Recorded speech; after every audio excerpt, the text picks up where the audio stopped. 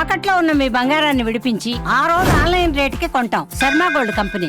ఓం శ్రీ మహాగణాధిపతయే నమో నమః. ప్రధానంగా ఈ యుగాది నుండి ఏ నక్షత్రం వారికి ఏ ప్రభావం ఏ రకంగా ఉండబోతుంది అనేటువంటి విషయంలో మూల 1, 2, 3, 4 ఈ 4 పాదాలలో మూలా నక్షత్రంలో జన్మించినటువంటి పురుషులు వీరి చేసేటువంటి ఏవైతే కనుక ఉద్యోగ వ్యాపారాలు అయితే ఉన్నాయో వాటిలలో అవకతవకలు అంటే ఆ చేసేటువంటి వ్యాపార ఉద్యోగాలలో ఆటంకాలు వచ్చే పరిస్థితులు ఎక్కువగా కనిపిస్తున్నాయి. మీ కష్టం మొత్తం వేరే వాళ్ళు తీసుకోవటం అంటే మనం ఎదుటి మనిషికి మనం చేసేటువంటి ఉద్యోగంలో కొంత సహకారం చేసి పెడితే ఆ క్రెడిట్ మొత్తం వాళ్ళు తీసుకొని ఏదైనా చిన్న మిస్టేక్స్ వస్తే అది మీ మీద పడేసేసి అపనిందల పాలు చేసేటువంటి పరిస్థితులు కాస్త కనిపిస్తూనే ఉన్నాయి. ఈ అపనిందలు పాలు కనిపిస్తుంది కాబట్టి దీనికి మనం ఏం చెయ్యాలి అంటే స్థితిగమనం పరిస్థితుల వాతావరణం మనకు చాలా వరకు ప్రతికూలంగా ఉంది.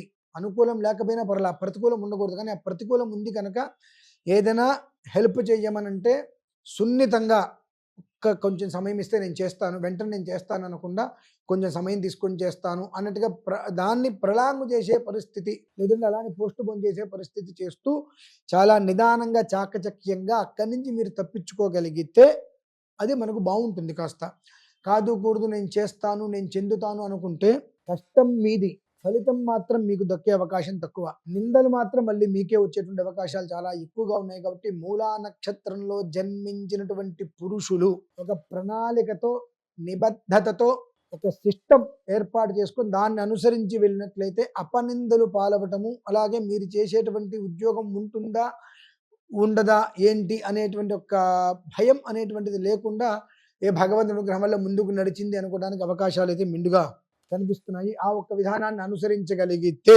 కాదు కూడదు అనుకుంటే మనం చేయగలిగేది ఏమీ లేదు. ఇకపోతే ఈ మూలా నక్షత్రంలో జన్మించినటువంటి స్త్రీలు స్వతహాగా కూడా మూలా నక్షత్రంలో స్త్రీలు జన్మించారు అని అంటే వారి గురించి మనం వింటున్నాం, రకరకాలుగా అనుకుంటుంటారని చెప్పి కొన్ని యోగాలు కొన్ని అదృష్టాలు అనుకోకుండా భగవంతుడు ఇస్తూ ఉంటాడు. మూలా నక్షత్రంలో జన్మించిన వారు కేతు మహర్దశలో జన్మించినప్పటికీ కూడా ఈ ఒక్క పరాభవనామ సంవత్సరమునందు మూలా నక్షత్రంలో జన్మించినటువంటి స్త్రీలకైతే కంటి నుండి నీళ్లు వచ్చేటువంటి అవకాశాలు చాలా తక్కువ. ఒకవేళ ఎవరన్నా ఇతపూర్వం అలా కుటుంబముచే పీడింపబడుతున్న వారు, బాధింపబడుతున్న వాళ్ళు ఎవరైనా ఉన్నట్లయితే వాళ్ళకి అత్యంత శ్రేయోదాయకమైనటువంటి సమయం ఇప్పుడు ఆపాదించేటువంటి స్థితి ఉంది. కనుక ధైర్యాన్ని మూటగట్టుకోండి.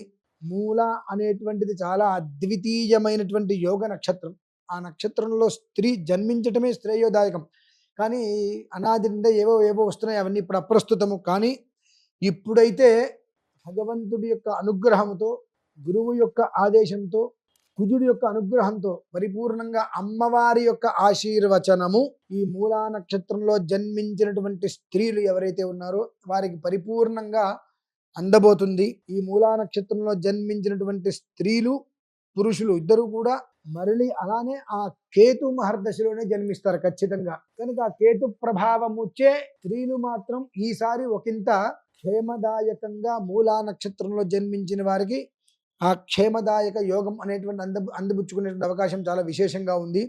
అలాగే ఒక్కసారి మీరందరూ కూడా ఈ అశ్విని మఖ మూల ఇప్పుడు ఈ 3 నక్షత్రాల గురించి ఏవైతే చెప్పడం జరిగినదో అందులో జన్మించిన వారు జన్మ నక్షత్రము, జన్మ లగ్నము, జన్మ రాశి అనే ఇప్పుడున్నటువంటి దశ అంతర్దశలు ఏమిటి అనేటువంటిది ఒక్కసారి పరిశీలింప చేసుకొని తద్వారా కొన్ని పరిహారాలు చెప్పబడి ఉంటాయి. అవి చేసుకోగలిగితే ఈ పరాభవనామ సంవత్సరంలో అశ్విని మఖ మూల అనేటువంటి నక్షత్రంలో జన్మించినటువంటి పురుషులు కానీ స్త్రీలు కానీ ఎవరైతే ఉన్నారో వారు సాధ్యమైనంత వరకు కూడా ఈ యొక్క చండాల యోగంలో ఉండేటువంటి మంచిది ఏదైతే కనుక యోగం ఉంటుందో దాన్ని మాత్రమే తీసుకొని దుర్యోగాన్ని దూరం చేసుకునేటువంటి స్థితి భగవంతుడు ఈ రకంగా మీకు అందించినందుకు చాలా సంతోషంగా ఉంది. ఈ ఇచ్చినటువంటి అవకాశాన్ని మీరు కూడా సద్వినియోగం చేసుకొని సుఖంగా ఉండాలని కోరుకుంటూ సెలవు తీసుకుంటున్నాను. ఓం శ్రీ మహాగణాధిపతయే నమో నమః.